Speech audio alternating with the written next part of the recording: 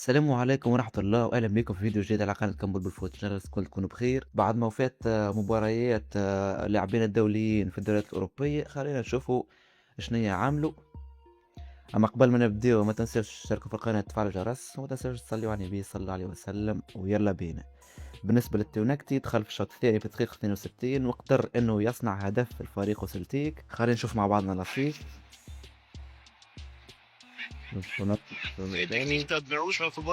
عرضية بونت يعني حتى وهو وضميره قدام الجول هي تماركي ما في عشان كانت أي حتى شطر مهاجم يماركيها الكرة ذيك. التونسي مهم برشا انه يرجع لمستواه ويرجع المساهمات التهديفية بعد ما اختفت تقريبا 5 مباريات ورا بعضها. مهم برشا انه رجع لمستواه وان شاء الله يكمل هكا لاخر الموسم. باهي بالنسبة لياس الصخير اليوم كان أساسي مع فريقه فرانكفورت ولعب في مركز جديد واللي هو قلب الدفاع، وتحصل على تقييم 8/10. خول له أنه يتحصل على جائزة رجل المباراة في المركز الجديد هذا. لذا صبري اللموشي علاش لا، بما أنه تألق في مركز قلب الدفاع يعني حتى ولو ما لقيناش يعني توليفة باهية نجم راني خضير يلعب كبيفو وحده بهاكا نربحوه في المركز هذاك ونربحوه ليه الصخيري بحكم الخبرة متاعه والتألق في المركز هذا نربحوه كقلب دفاع. وهكا تنجم تولي عنا توليفة باهية. اعطونا رايكم في الفكرة هذه. الياس الصخيري واللي حسب الأخبار ماهوش باش يكمل مع فريق فرانكفورت حدوا الموسم هذا، باش يكمل معاهم الموسم هذا وبعد باش ينتقل الفريق آخر. خلينا نشوف مع بعضنا. فما أخبار تجي كونه الياس الصخيري على طاولة اهتمامات نادي أولمبيك ليون، وهذا خاص بعد ما عرضه فريقه للبيع. الصخيري منذ مدة طويلة لا يشارك أساسي مع فريقه رغم جاهزية التامة، بما أنه يعني كما حكينا ماهوش باش يكون أساسي مع فرانكفورت الموسم الجاي وصي يعني وفات الرحلة مع فرانكفورت. أي لاعب أكيد باش تجي مرحلة وينتقل من الفريق حتى ولو عدى فيه برشا سنوات. المهم بالنسبة لياس الصخيري حتى ولو ينتقل للدوري الفرنسي نادي ليون ماهوش خايب، نادي باهي وباش يكون موجود في واحد من الدوريات الخمس الكبرى واللي هو الدوري الفرنسي. باهي الحاجة الباهية كونه إلياس الصخيري رجع على التشكيل الأساسي وفي مركز جديد وقدم الإضافة وتحصل على رجل المباراة. إلا أنه الحاجة الخايبة في الماتش هذا بحكم فرانكفورت لعب ضد فريق أوكسبورغ، فريق لاعبنا الدولي إسماعيل الغربي، وللأسف للأسف خلينا نقولوها حتى 3 مرات 4 10 مرات الغربي ما كانش موجود، مش في التشكيلة الأساسية ومش ما كانش موجود في مش ما كانش موجود في دكة الاحتياط، ما كانش موجود في القائمة أصلا في المباراة هذه. يعني خارج نطاق المشاركة جملة واحدة مع فريق أوكسبورغ، تجربة فاشلة بكل المقاييس. يعني عام من كاريره مشى هباء المنثورة مع فريق ما قدرش إمكانياته.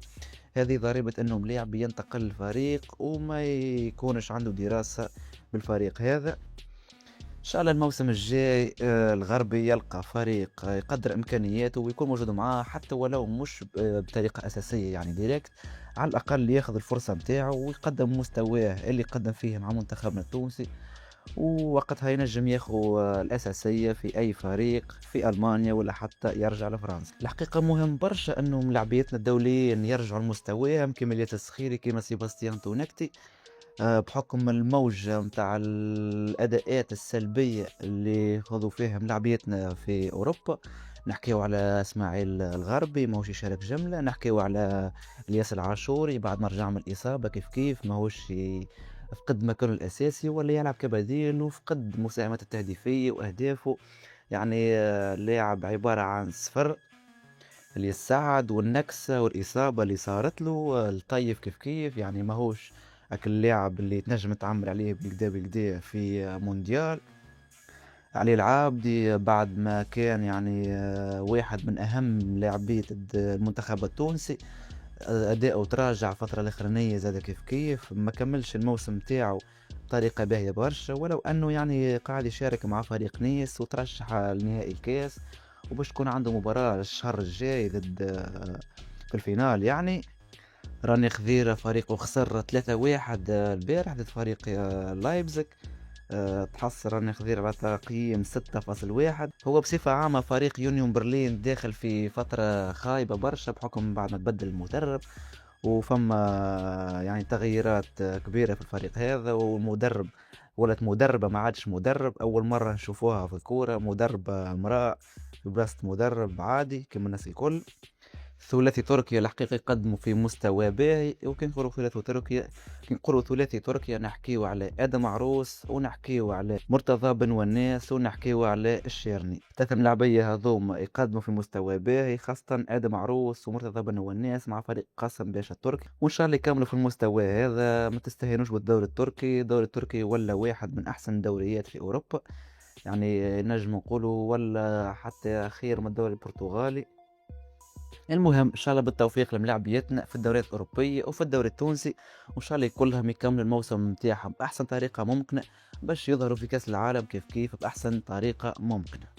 صبر اللموش يبدا يحضر التربص الجاي من توا كما شفناه في بكري، كان موجود في مقر التربصات في تبرقة تجهيزا للتربص اللي باش يكون في شهر جوان. الحقيقة مازال برشا وقت، شهر جوان كما نعرفوا الناس الكل. القوائم تاع كأس العالم باش تتبعث في شهر ماي، يعني توا نجم نقولوا دخلنا في فترة متاع صيي، توا كأس العالم على الأبواب، مازالوا شهر ونص تقريبا على كأس العالم. صي الأمور دخلت في الجد، وبرشا ملفات في المنتخب التونسي مازالت ما تحسمتش يعني بنسبة 100%. فما أزمة حراسة المرمى، فما بشير بن سعيد، وفما الشابق، وفما بن حسين، وفما أيمن دحمان، فما هذوما الكل يعني إن شاء الله ما نكون نسيت حتى حارس. هذوما الكل مازال ما فماش حارس أساسي بنسبة 100%. نجم نقولوا هذايا الحارس الأساسي، والحراس الآخرين يجيو بعده. هذوما كلهم الحقيقة كلهم مع بعضهم ما كلهم مع بعضهم نفس المستوى عندهم، يعني كي باش تختار واحد ما بيناتهم باش تختار أقل واحد يعمل أغلاط.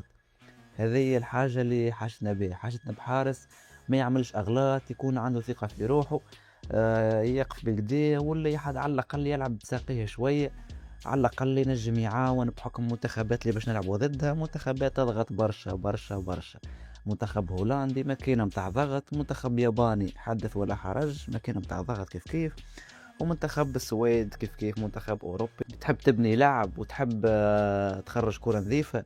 وما يصيرناش كما اللي صار ضد منتخب نيجيريا، شفناها اللقطة اللي صار ضد منتخب نيجيريا تعاودت في الطرح هذاك يمكن 10 مرات على الأقل. نتفكروها مع بعضنا، الكرة توصل أيمن دحمان ينجم عنده خيار تمرير لو كان معناها عنده مش برشا، مش نحكيو على حارس يعني في ساقيه توني كروس، لا نحكيو على حارس على الأقل عنده ثقافة التمرير، على الأقل ينجم يمرر كورة، يعني مش ظلمة جملة في التمرير.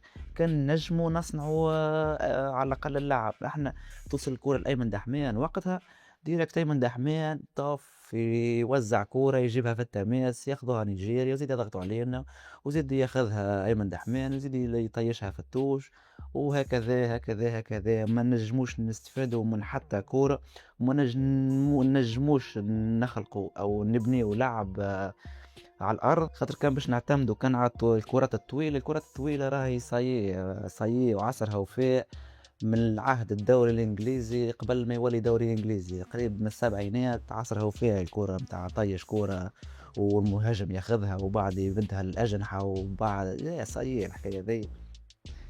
المشكل وين وقتها حتى باش نطبقوا الفكرة ذي اللي حكيناها تو ما تنجمش تطبقها. أيمن دحمان وقتها ياخذ الكرة يطيشها ديريكت في التوش، مش يرميها في وسط الملعب باش ياخذها على الأقل مرة من المرات، ياخذها جوار المنتخب وينجم يكوفري على الكورة في انتظار يلحقوا زملاء وهاوكا يلعب باس.